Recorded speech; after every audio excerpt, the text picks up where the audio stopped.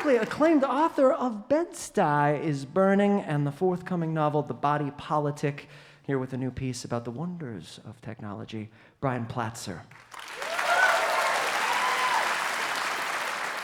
So part of my job as an 8th grade English teacher is to manage the elections for student body president. And every year for the past decade, it's been the same thing. Candidates run on the same 2 issues.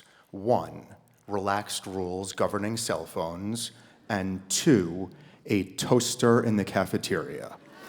And the most extreme position always wins. So this year's president won with a slogan, "A phone in every hand and a toaster on every table."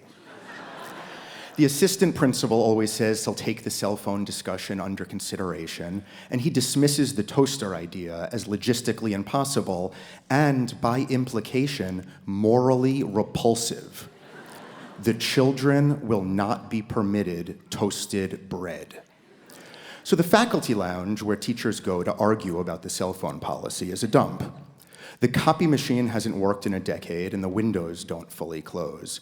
But in a spectacular act of passive aggression, the faculty lounge, and I swear this is truth, has the nicest toaster you've ever seen.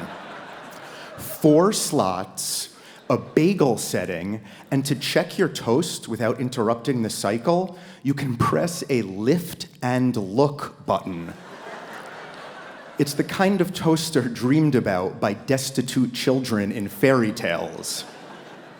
So we teachers gather around our toaster to debate the school's cell phone policy, which currently states that students may carry phones in their pockets or backpacks, but if a teacher sees one out, the phone is confiscated and the offender publicly berated in the cafeteria. One faction of teachers argues that students' calendars and homework plans are on their phones, so kids need to be reachable and they need their plans, they need their phones in case of emergency, etc. The rival bloc is comprised of anti-phone absolutists. Phones are a distraction, they argue, and even when they're not buzzing or beeping, the fact that students know messages are waiting for them in their pockets makes them less focused and therefore less able to retain information or think deeply.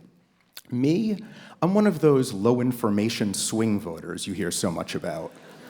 I mean, not in real life. Could you imagine admitting something like that in front of Janine Garofalo? No, But I mean, initially with the cell phones, I felt that it was silly to try to police technological inevitabilities. But my opinion recently changed when, during a discussion of Macbeth, a student's phone beeped out a series of texts. She'd accidentally left the ringer on. And the pain in her face wasn't embarrassment, it was panic. She's a great kid, and she knew she wasn't allowed to check, but she needed to. Everything in her was desperate to see who had texted. We all watched her with mortification and shame in recognition of our own dependence. Banning phones seemed more than preferable. It seemed necessary. So what do I think now? I think we're in trouble. I think moderates will be driven out of the conversation, and phone-in-every-hand extremists will participate in increasingly caustic group text message chats. Eventually, phones will be banned from school grounds altogether, and the rhetoric on both sides will only grow more vitriolic until, one night during a routine update, phones will achieve self-awareness and the ability to scoot their little cell phone bodies into our highest seats of government. I think that in the aftermath of the bloody cell phone revolution, the only valid human currency will be toast. There will be no more elections, so power will simply accrue to those with easy access to the best toasters. Toasters not unlike the one in our faculty lounge, which, incidentally, is where you'll find me in the meantime, ignoring emojis from my loved ones and enjoying a perfectly browned English muffin.